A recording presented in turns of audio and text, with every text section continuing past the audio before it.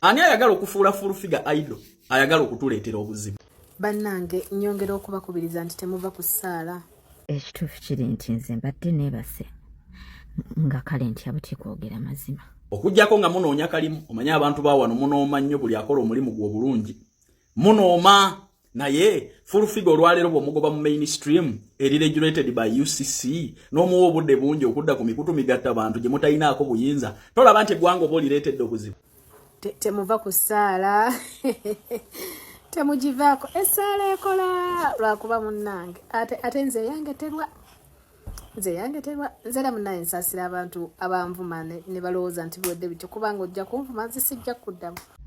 Naye aba UCC mbagadde mbasiimye era kale muyinza okumpaayo vidiyo waddeemu oba audio nga full figure alina gwawemulira ku TV. Tulina kwebaza Pastor Bugingo atuyambye ku full figure akadde kano kabadde mu mainstream abavumiddwa batono. Kamala okwebaka anti mbadde naakazuukuka nendya kati ate kanzirewo neebakajjukira nabadde neebasedda. Nze njijjukira full figure owa opposition ng'alina obudde bungi ku Facebook ne WhatsApp ebyaliwo akaseera ako.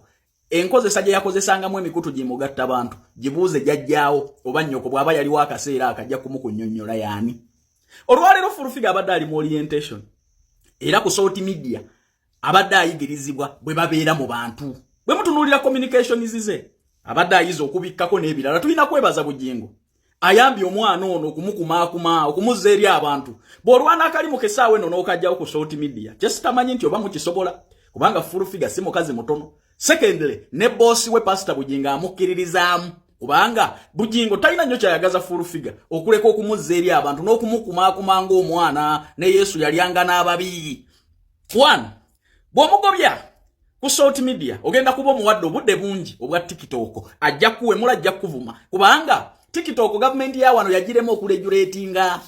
Ekyo kimu temusobola kuregulatinga internet. Olaba abanupo babavumidde wano okuboogoloza. Kati ate first of all tavuma ba government. Avuma abantu bano abamulinako entalo. Abatamusobola full figure temulina bwe mumusobola nze mumanyi.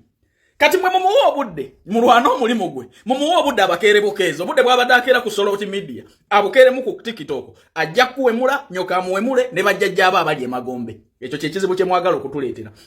Era ensobi yokka government gyesobola okukola kwe kuimplementing ekipapula kino. Ono omwana abadde mu orientation ku social media era programu ze zonna bw'oziraba abadde agoberera amateeka bagezaako okumuzza eri abantu n'okumubuulira bw'ayeeyisa mu bantu. Bwe mumujja ku mainstream eri regulated okuli producer n'abalaba ebigenda mu maaso n'omuwa obudde bungi ku social media mugenda kukakasa full figure yaani.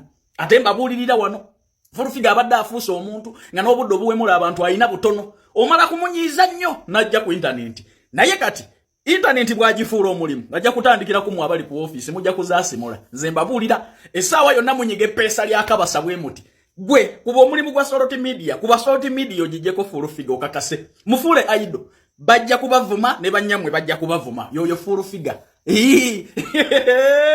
Wamma ayagala okugenda ebweru ewange oteekamu akasenteko nga visa ekuli mu ngalo neetaaga abawala n'abalenzi 15 mugenda kata kola nga bakirina salala li milioni 1.3 bakulisa bakujjanjaba ate era ng'ofuna ka vacation buli mwaka. Abaana abobwala n'abo bulenzi okuva ku myaka 21 paka emyaka 4 nkonaako ku noti 7 oba noti 7 4 5 5 2 4 18 ojja kuba onfuna butereevu.